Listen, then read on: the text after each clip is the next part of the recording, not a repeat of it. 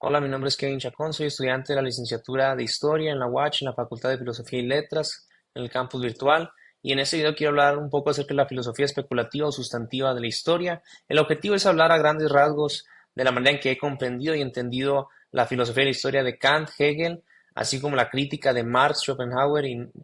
Nietzsche a esos dos primeros.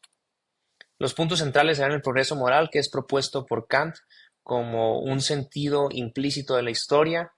la cual es un plan secreto de la naturaleza, misma naturaleza que dota al humano de la razón y mediante la cual pues se llega a un despliegue del espíritu en el cual se alcanza una plenitud y que básicamente el avance histórico es hacia siempre una mejor posición, un progreso hacia la perfección. La razón absoluta que nos plantea Hegel como el espíritu absoluto que se llega mediante un proceso dialéctico de autoconocimiento que va muy de la mano con el pensamiento kantiano y también el materialismo dialéctico que es por parte de Marx, habla acerca de cómo la materia es la esencia, es la realidad y que también para llegar a, en cierto punto, a una plenitud que plantea también Marx, a un propósito en sí, se obtiene solamente mediante la dialéctica. La voluntad ciega de Schopenhauer, que con ella critica duramente lo que es Hegel, planteando un contraste o siendo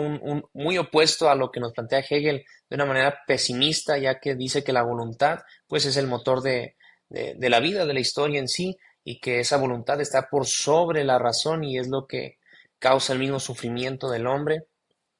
También la genealogía de la moral que nos plantea Nietzsche y que critica duramente también a Hegel, al igual que Schopenhauer, mediante una ideología, un pensamiento muy evolucionista, descartando en cierto punto o echando abajo todo el sentido del cual dota Hegel y Kant a la historia. El primero pues es Kant, que su perspectiva la basa en el sentido que dejando la historia como solamente el relato de hechos podemos encontrar en la historia misma. Habla acerca del hombre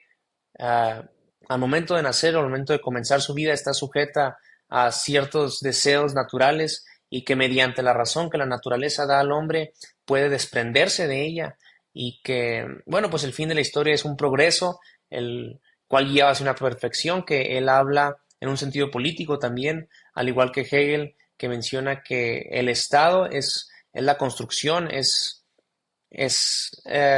lo menciona como una marcha regular por parte del razonamiento en una construcción social que lo lleva hacia la paz perpetua, mismo pensamiento que, como veremos, Hegel también lo adopta y pues menciona que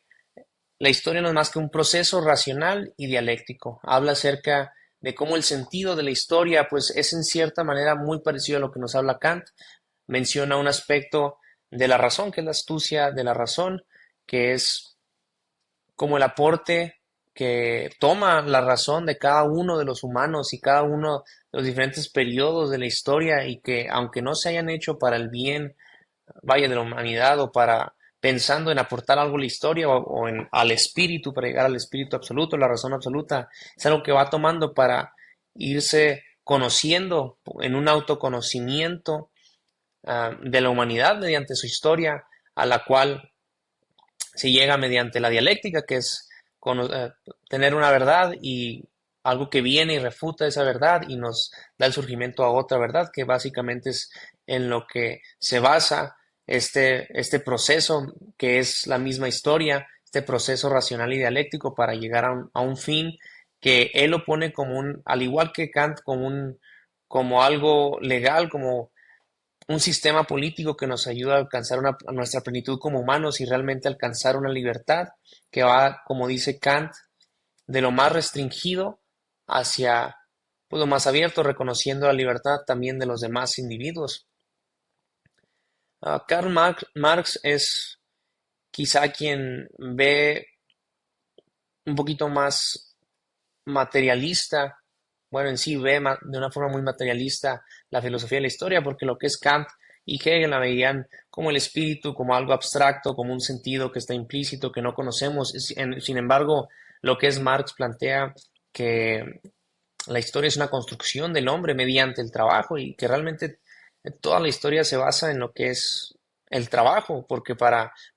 satisfacer esas necesidades que tiene el humano y a medida que va avanzando en la vida, tiene que satisfacerlas para lograr vivir. Y para lograr vivir es la única manera de poder hacer historia. Entonces basa en que el trabajo es, la historia es esa construcción, ¿no? Ese trabajo. Y comienza a hablar de un problema dialéctico que es que el hombre produce trabajo, pero que no goza de lo que produce, sino que terceros o se divide, lo que lo habla en la división del trabajo, que los bienes, también la propiedad privada habla que los bienes de esa producción se reparten desigualmente y que no es quien los produce, quien los disfruta y atribuye esa deshumanización, esa irrealización, por así decirlo, a lo que es el sistema capitalista y a la propiedad privada y habla de que esa es la contradicción que debe de ser superada, la realidad del trabajo y lo que es la propiedad privada y el capitalismo que crea ese desbalance en cuanto a cómo se reparten los bienes y cómo se disfruta del producto del trabajo y que solamente la clase obrera puede sobrepasar eso para llegar a una plenitud, al igual que Kant y Hegel plantea, por así decirlo, un fin de la historia que habla esa, que es la historia es una lucha de clases que debe de ser abolida para que el hombre alcance pues la verdadera historia que debe estar pasando y plantea todo lo que estamos viviendo con el capitalismo y la propiedad privada como una prehistoria. Schopenhauer, por su parte, cuestiona duramente los planteamientos de Hegel y de Kant